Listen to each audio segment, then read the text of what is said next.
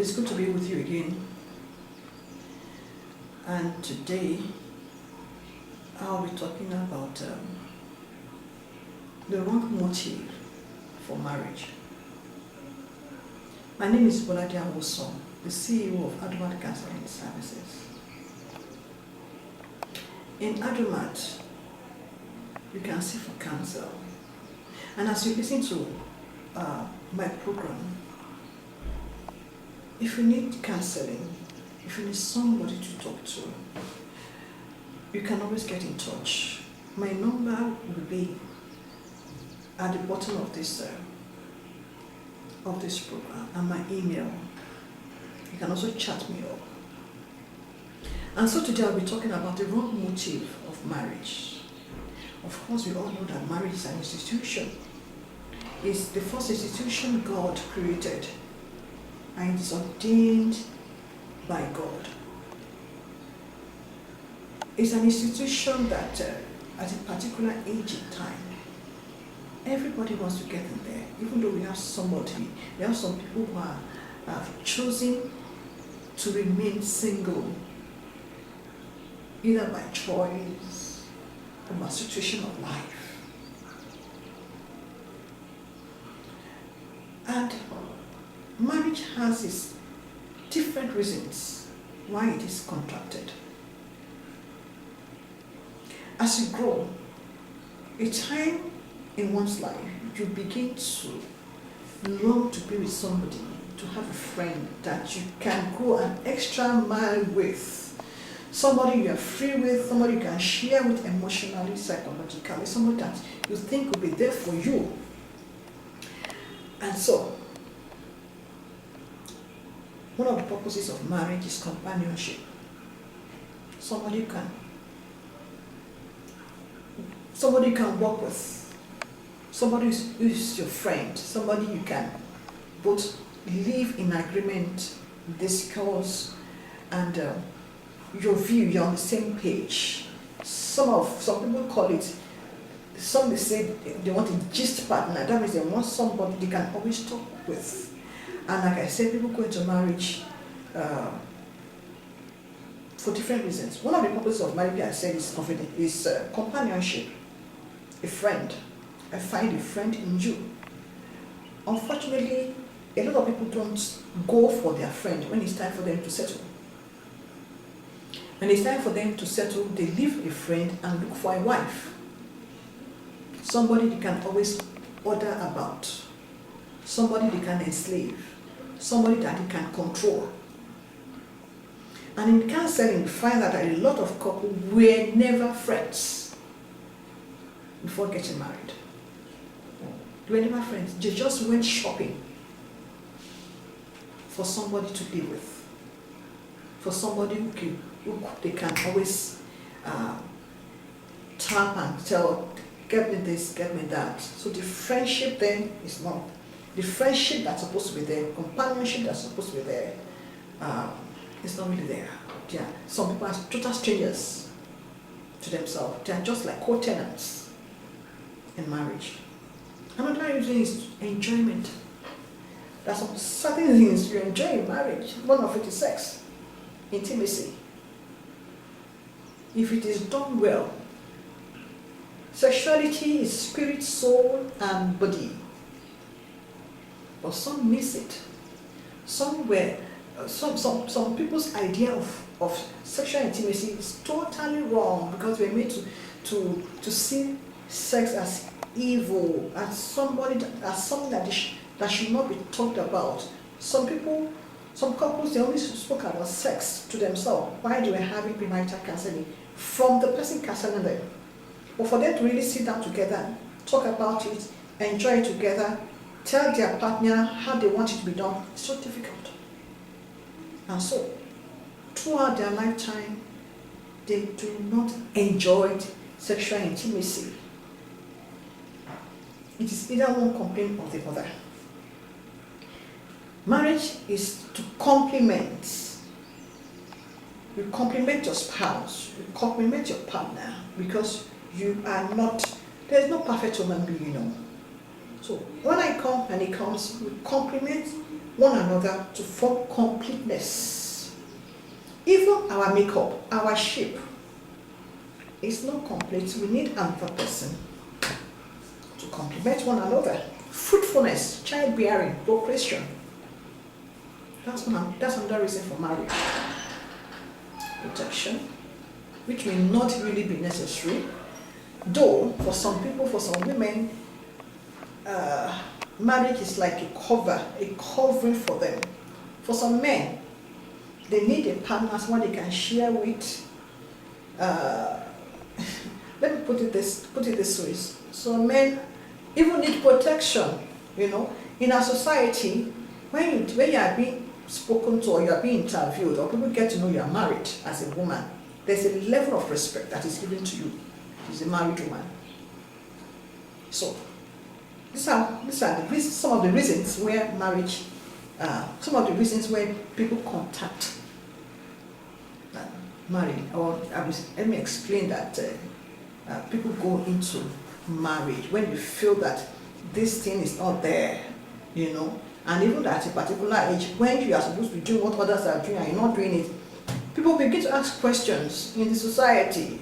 Your parents will ask you, you're of age now, you're through with school, what are you doing about settling down? So, like I said, my topic is one motive of marriage, and a lot of us fall victim. Yeah. Back to my topic, wrong motive for marriage. A lot of people go into marriage for wrong reasons. And when you do something for wrong reasons, it's like putting a round peg in a square hole. It doesn't fit. First of all, you must know what you want in marriage. A lot of people do not know what they want in marriage. All what they want to do is to get settled, is to get somebody, it's like picking an hanger and to hang your clothes. It's like picking a dress to wear. Now, if you are going out, you look at where you are going to and the kind of dress that you can put on to fit into the purpose of what you are going for.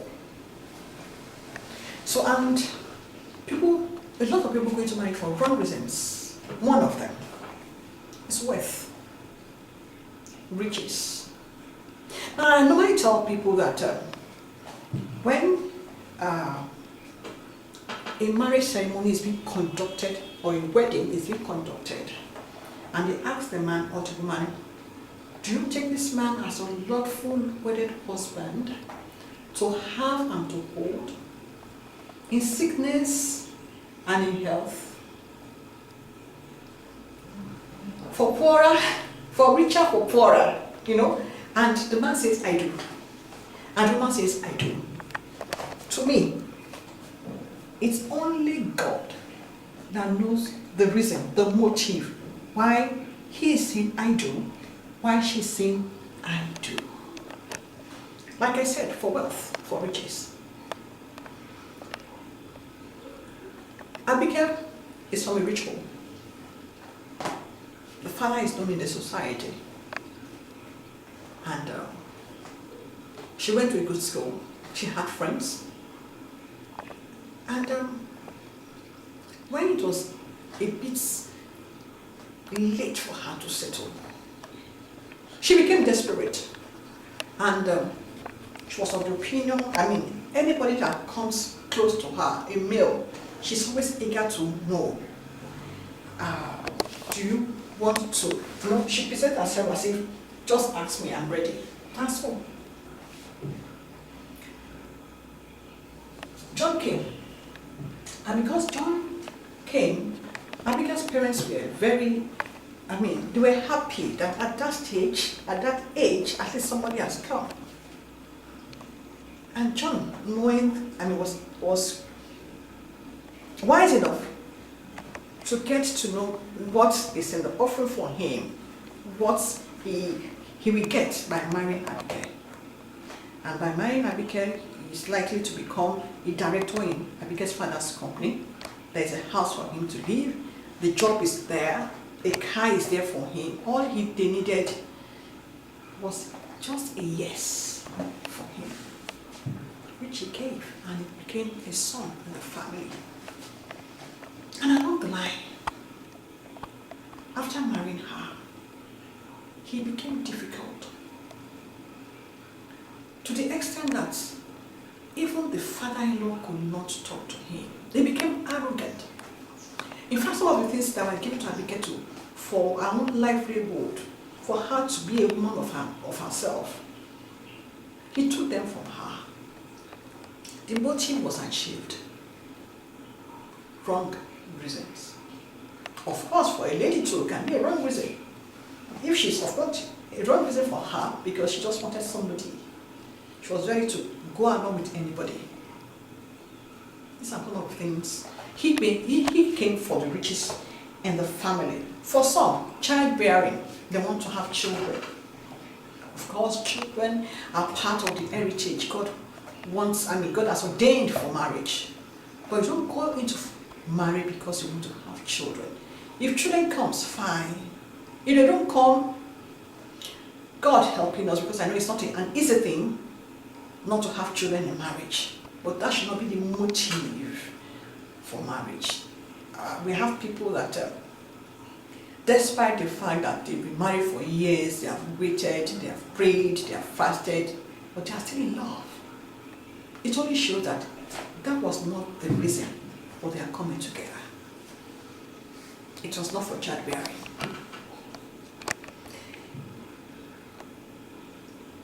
Some people get pregnant as a teenager. Let me call it unwanted pregnancy. For some, they were not ready for that pregnancy at that time. And because of that, you see parents saying that because you got my daughter pregnant, you have to marry her. Let's train up our children in the way they should go.